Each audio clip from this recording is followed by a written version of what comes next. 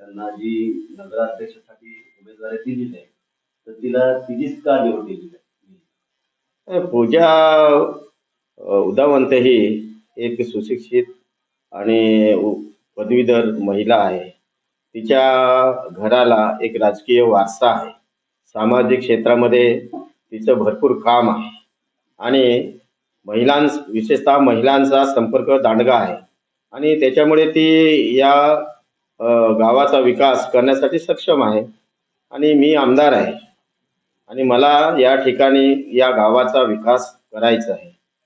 55 वर्षानंतर स्थानिक आमदार म्हणून या ठिकाणी मी निवडून आलेलो आहे आणि या ठिकाणी कुठल्याही परिस्थितीमध्ये आम्हाला या नगरपालिकेमध्ये भारतीय जनता पार्टीची सत्ता आणायची आहे आणि त्याच्यासाठी आम्ही या ठिकाणी एक सक्षम नेतृत्व असं मला वाटलं आणि म्हणून आम्ही तिला ही उमेदवारी दिली आहे.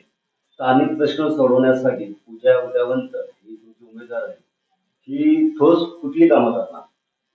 नाही, जव्हार शहराचं विशेषतः पर्यटन या विषयामध्ये विकास करायचा आहे. त्याचबरोबर या ठिकाणी जे जव्हार शहराची आजपर्यंत ज्या सत्ताधाऱ्यांनी या ठिकाणी काम केलं त्याच्यामध्ये काँग्रेस असेल, राष्ट्रवादी असेल, शिवसेना असेल, उद्धव बाळासाहेब ठाकरे सेना असेल, यांना या गावाने संधी दिली.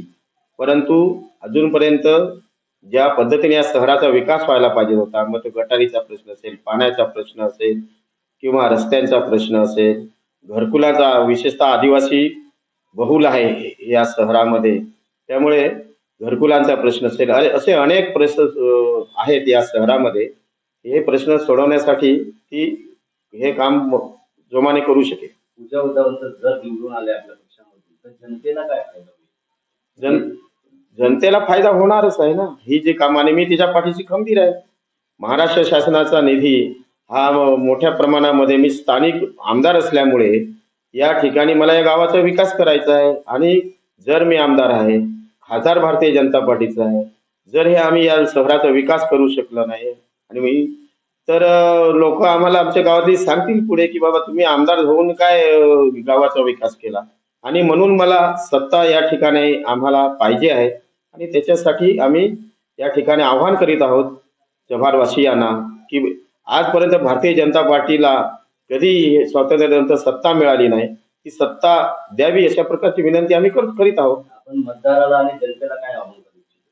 हेच मी आव्हान करतो की भारतीय जनता पार्टीला आजपर्यंत या जव्हार नगरामध्ये नगर परिषदेमध्ये सत्ता मिळाली ती द्यावी. या शहराचा 4-5 वर्षामध्ये आम्ही कायापालट करू.